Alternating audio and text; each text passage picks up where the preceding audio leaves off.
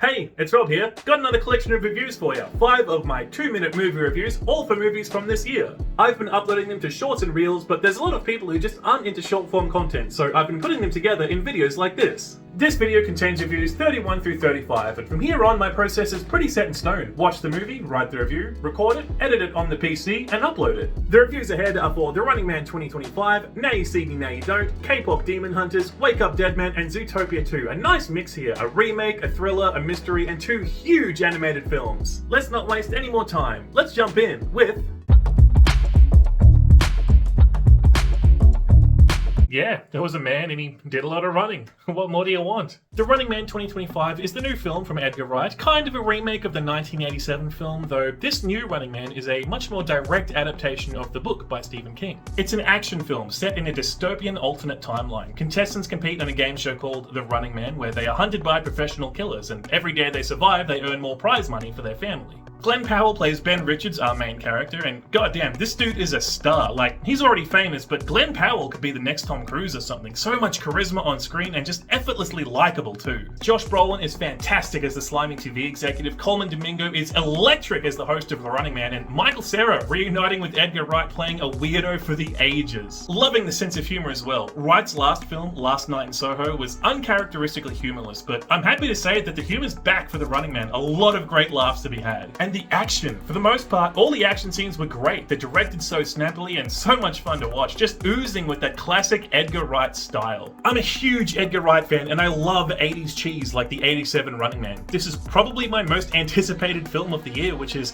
why I'm so heartbroken to report that the last third of the movie is actually bad. Not so bad it ruins the movie, but it's much weaker. Ben Richards suddenly starts acting way different, the classism commentary becomes so ham-fisted, and even the action nosedives. The fight in the plane just lacks catharsis and was edited terribly. And the ending itself feels so rushed. No spoilers, but the book famously ends on quite a dour note, and until the ending, this film follows the book very closely. But then the last 5 minutes are dedicated to, oh, actually, this happens instead. The sad ending that we've been building to for the last 10 minutes is actually happy now. It feels defensive, like it was rushed and hastily slapped together. It's the vibe you get from movies that have had their ending changed after a terrible test audience reception. The Running Man. Honestly, it was coasting on a cool 9 out of 10 for the first 2/3, but by the end of the film, I'm giving this a 7 out of 10, maybe a 6. I have severe misgivings with the ending, but the action and fun of the first 2/3 are well worth the price of a movie ticket.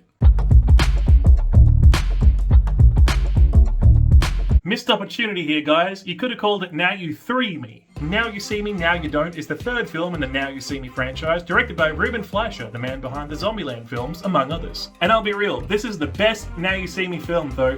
That's not a high bar. I don't like these films. The first Now You See Me is incoherent and annoying, and the second is more incoherent and much more annoying. But the third Now You See Me actually seems to dial it back instead of pushing things bigger and better. It's rare to see a sequel do this. They opt for a smaller scope than the last one, and it works out better. The new characters improve the film a lot too. The first 2 Now You See Me films, the characters are just assholes. I get that that's the point, but I found that exhausting, and they're still like that here too. But the new characters are friends. They like each other. It's a bit saccharine, but their friendliness helps the film feel less like a group of magicians being jerks to each other for 90 minutes. The villain is also an improvement too. Rosamund Pike is always a joy to see, and her villain is less corny than the other baddies in the series. Don't get me wrong, she's still corny here, but she was cold and genuinely menacing. The strongest part of these movies is the concept. Stage magicians doing heists. It's a cool gimmick, filling the movie with all these magic tricks, but those first 2 movies, what the hell were those tricks? They're not even illusions. That was straight up Harry Potter stuff. It was abysmal. But this new film, the tricks, yeah, they're unrealistic, but they're at least plausible, and that makes a world of difference. But even with all the improvements, I just can't with this. The plot is so ridiculous in a really exhausting way, and the dialogue is just so annoying. These characters don't shut up, and there's never any danger. It's so tediously contrived. At one point they reference that famous bullet catch trick, so you know that if one of them is shot, no they weren't. The trick obviously saves them. The one time one of them is in danger, spoilers by the way, stop here if you care, a pretty major character dies, and it barely matters to the film at all. They just move on almost immediately. It felt really hollow, like what was the point of even including them? I don't know, man, this just wasn't for me, but you know, the film's doing really well, so it's clearly for somebody. I'm giving this a 4 out of 10. I meant it when I said it's the best Now You See Me, but I just can't call it good.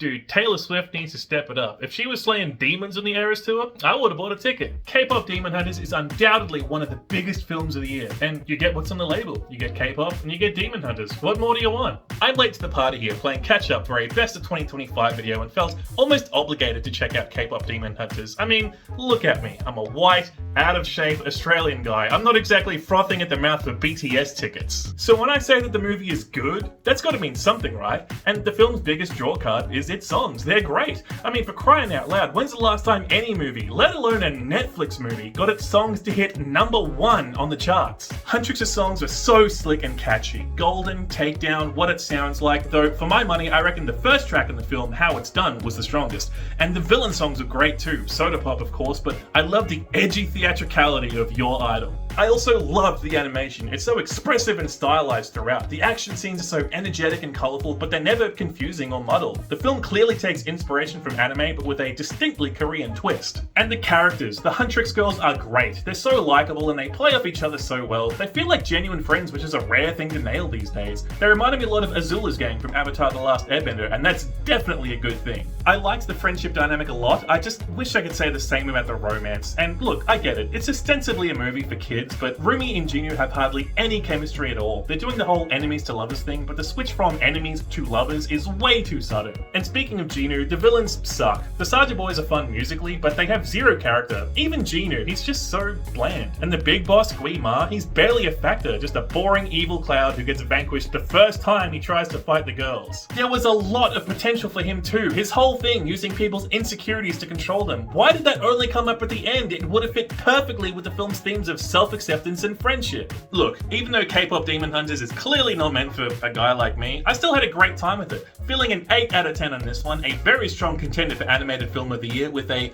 banging soundtrack.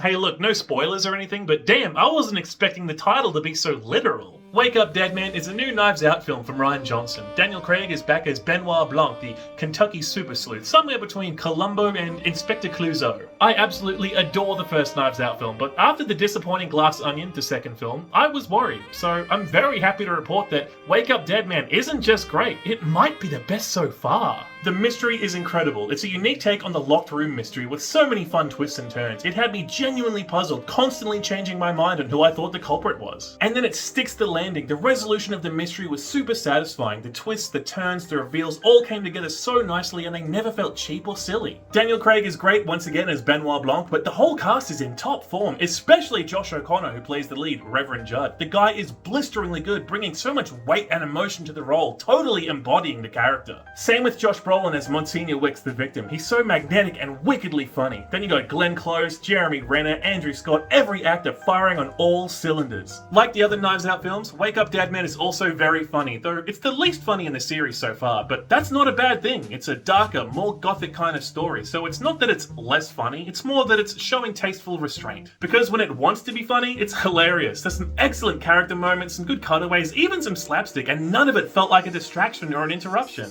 I also really love the film's approach to faith. The mystery is intrinsically tied to religion, and it does a great job exploring it, making a good case for the importance of religion in 2025, but it also doesn't shy away from how it can foster hate and isolationism. It was really thoughtfully done. The biggest complaint that I have is that most of the side characters are really underdeveloped. Outside of Craig, O'Connor, and Brolin, most characters are basically just archetypes without any personality, a problem that I didn't have with the other films. And like the other Knives Out films, the structure is a little hit or miss. The pacing can be very stop-start, and occasionally the reveals feel more like exposition dumps that slow things down just a little too much. But all of that is small potatoes in the grand scheme because Wake Up Dead Man is excellent. 9 out of 10, easily one of the year's best films. I can't wait for the next one. I wonder if they're serious about the whole Muppet thing.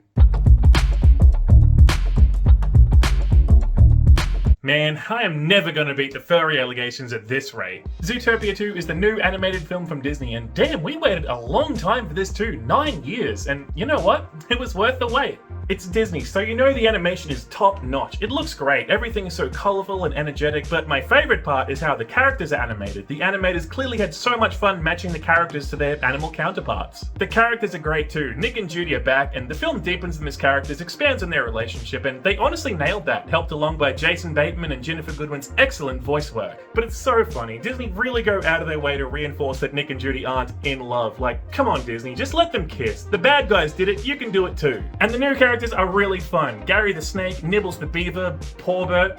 Okay, his name is stupid, but I liked him too. Not much of the older characters though, which is smart. It gives us more time and more jokes with the new characters. And the jokes are great. A lot of fun moments with the different species of animals, but also a lot of wild and unexpected jokes. Like, there's a sequence here that parodies The Shining of all things. Zootopia 2 also expands on the setting and the world building, which was low-key my favorite part of the original. All the cool stuff about the city and seeing how the society accommodates all the different sized species and everything. I love the first Zootopia, but it's not perfect. Case in point, the suck-ass twist villain. And look, no spoilers, but the villains in Zootopia 2 are much better, and their motivations make way more sense. The first Zootopia is also pretty infamous for its clumsy allegories for real-world issues, especially its ham-fisted approach to racism. That's present in Zootopia 2, but they handle it much better. It's not as heavy-handed. This time, they also cover themes like colonialism and community erasure, and the way it's worked into the narrative is a lot more tasteful, though still not perfect. If you're going to do a colonialism allegory, you shouldn't present the victims as reptilians. That's a bad look. There were also a few jokes I wasn't big on. A lot of childish humor, annoying jokes, and gross out stuff, and the ending is paced so weirdly. I swear the movie ends like 5 times. It's like they couldn't decide what ending to pick, so they just did all of them.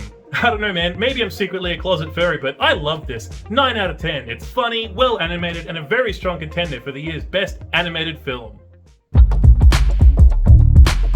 Hey, thanks so much for watching. It really means a lot. If you made it this far, you can help out the channel by liking the video and subscribing for more reviews. And leave a comment too. Tell me which of these movies was your favorite. I had a lot of fun with the Zootopia 2 review. It made me look a little cringy, but it's all part of the fun. We're getting closer and closer to catching up with the shorts now. The next review collection will feature 2 films I loved and 2 that I hated, so stick around for that. Until next time, peace.